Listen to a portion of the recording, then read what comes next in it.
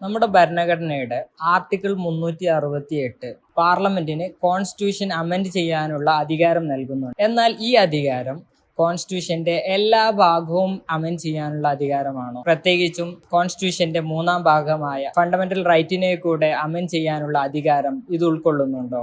കോൺസ്റ്റിറ്റ്യൂഷനിൽ പറഞ്ഞ കാര്യങ്ങൾ വ്യാഖ്യാനിക്കേണ്ടത് സുപ്രീം കോടതിയാണ്. ആദ്യകാലങ്ങളിൽ സുപ്രീം കോടതി ഈ ആർട്ടിക്കിൾ 368 വ്യാഖ്യാനിച്ചിരുന്നത് പാർലമെന്റിന് വിശാലമായിട്ടുള്ള അധികാരമുണ്ട് എന്നുള്ളതായിരുന്നു. അഥവാ ഫണ്ടമെന്റൽ റൈറ്റ് ഉൾപ്പെടുന്ന എല്ലാ ഭാഗങ്ങളെയും അമെൻഡ് ചെയ്യാമെന്നായിരുന്നു.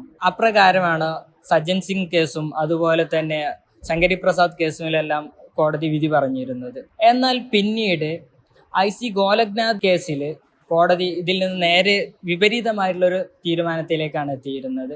അവിടെ കോടതി പറഞ്ഞത് ഫണ്ടമെന്റൽ റൈറ്റിനെ ഒരു കാരണവശാലും അമെൻഡ് ചെയ്യാൻ സാധിക്കില്ല എന്നാണ്. പിന്നീട് Kesavananda Bharati versus state of Kerala എന്ന കേസ് സുപ്രധാനമായ മറ്റൊരു വഴിത്തിരിവിലേക്ക് നയിച്ചു. ഈ കേസിൽ സുപ്രീം കോടതിയിലെ 13-അംഗ ബെഞ്ച് ഒരു പ്രധാനമായിട്ടുള്ള ഒരു ആശയം മുന്നോട്ട് വെക്കുന്നുണ്ട്. ഇത് പ്രകാരം കോൺസ്റ്റിറ്റ്യൂഷന്റെ എല്ലാ ഭാഗവും അമെൻഡ് ചെയ്യാമെന്നുണ്ടെങ്കിലും ബേസിക് സ്ട്രക്ചർ അഥവാ അടിസ്ഥാന ഘടനയ്ക്ക് കോട്ടം വരാത്ത രീതിയിൽ മാത്രമേ അമെൻഡ് ചെയ്യാൻ സാധിക്കൂ എന്ന് കോടതി പറയുകയുണ്ടായി.